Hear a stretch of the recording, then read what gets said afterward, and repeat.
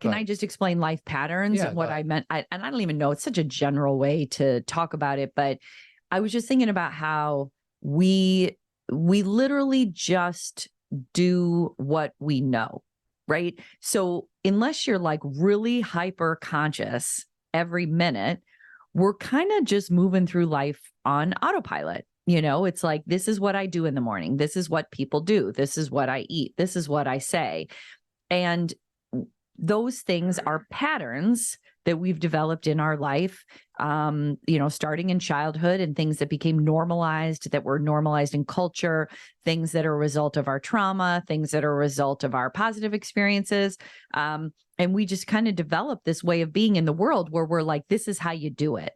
And the whole idea of any kind of self-awareness or mindfulness, or just, the ability to have some kind of growth in your life, is the ability to look at your patterns and what is helpful to us. What are the patterns that have really helped us get through life? And then what are the patterns that maybe initially helped us get through life? Because we obviously developed the pattern for a reason, but now is not helpful.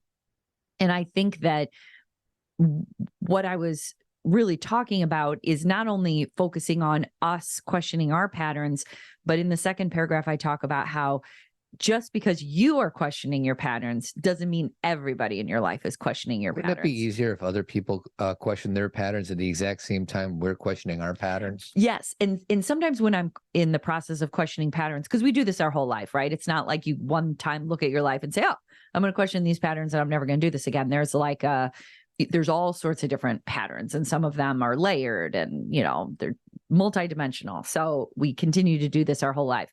But sometimes I have been so sure of like, how can someone see things this way? Because I'm doing all this work, and how do they not understand? And they don't. Like what I'm doing is I'm messing up the dance with someone, like where we have developed a dance. It would be someone, a good friend, or you, or my children, or someone in the workplace. And I'm realizing that my patterns don't work anymore. So I'm showing up differently. And the other person's like, wait a second. We already have this dance that we do. Why are you changing? That's a danger on any long weekends. I'm guessing this happens whenever you've been on like retreat weekends with women. We do a whole piece at the end of a Men Living weekend saying, listen, you're going to go home with different awarenesses, with different emotional vulnerabilities.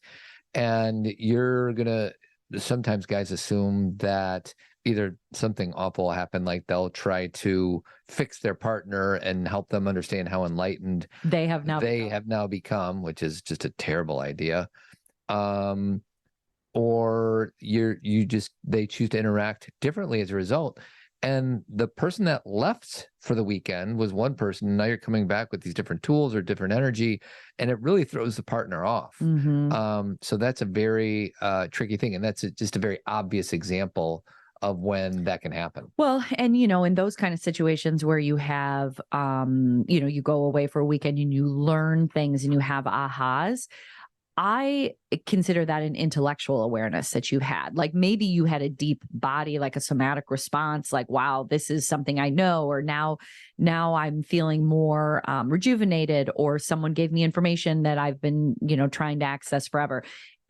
I'm not saying it's only in the mind. You may be having a body experience, but you haven't practiced this new understanding in the real world. Correct. What I mean is that there is this research, and it's got a title and I can't think of it. You may be able to find it, but it's basically that the less you know about something, the more you talk about how much you know about it.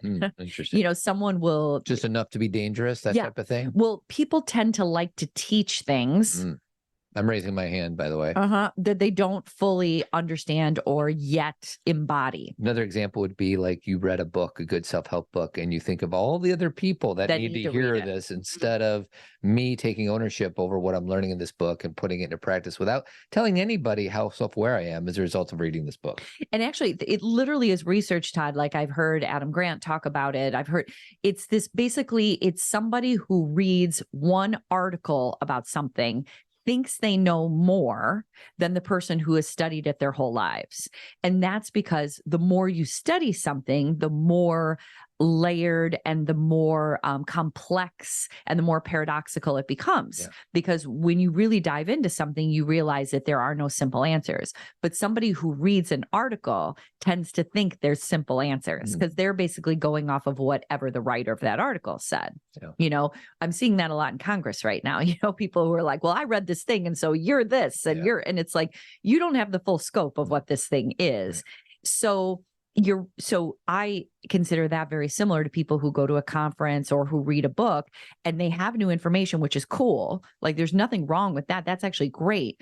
But what you have to do is then go out in life and try and practice it. It doesn't mean you can't share it. I mean, it's like, you know, when I have an aha, I love to share it with you, but I don't find myself to be now the expert on this topic. Sure. Like, and I also think if I'm thinking about everybody else who needs to read this book, then I'm probably the one who needs it the most. So basically when we are learning something, if we then look down on other people or we're disparaging or disregarding of other people who aren't doing the exact same work we are, then we've already missed the point of the work. Well, and it's subtle and nuanced, like in relationship. And this comes up a lot. Like, I think we've even done a podcast called "How Do I Get My Partner to ... Yeah. And I can empathize with the people are like, oh, I'm trying, at least I'm trying. So how do I get him to try? Or how do I get her to try? So it's not a judgment. It's just a recognition that sometimes this happens when we're like, no, I'm trying this new trick, or I'm trying to do this different version of myself. But how am I supposed to do that if he or she is not going to meet me halfway? Well, and it's interesting because, you know, you and I have seen the full spectrum. We've seen people who have come home with new ideas and their partner's really open to it. And then we've seen people who have come home with ideas and they're trying to role model a new way and their partner's kind of annoyed, but kind of like, okay. And then we've seen the other extreme where people are like trying things that are new at home and the partner's so annoyed and is like, stop it and quit telling me who to be. And so there's so many different scenarios in here. But I think that what we have to remember is that the whole practice of learning something is not about changing other people. It's about how we're responding in those real-time situations. And I'm speaking so generally, but like, for example, if you just read a book about empathy, or you just realized something about the way you think, or that, you know, your neurobiology or whatever, when you are in a conversation with someone, that's not the time to teach them about neurobiology. Use what you learned about empathy and neurobiology in that conversation. How will you relate to this experience differently? And through that, this person that you're talking to may be interested in what you're doing and may ask you questions, and they may even say, hey, that felt different, or that conversation, we didn't get so heated. What changed? And you can share. But the whole idea of learning something new is for you to practice it. Yeah, not for you to teach it, to practice it. And let me be clear, you could do that all day long, and you may be with a partner or a friend or someone who will you'll actually realize this is never going to work. Like, you practicing it doesn't determine success all the time. It just gives you a greater awareness, and sometimes gives you more clarity. And if you're doing it to change the other person, you're probably not doing it for the right reason.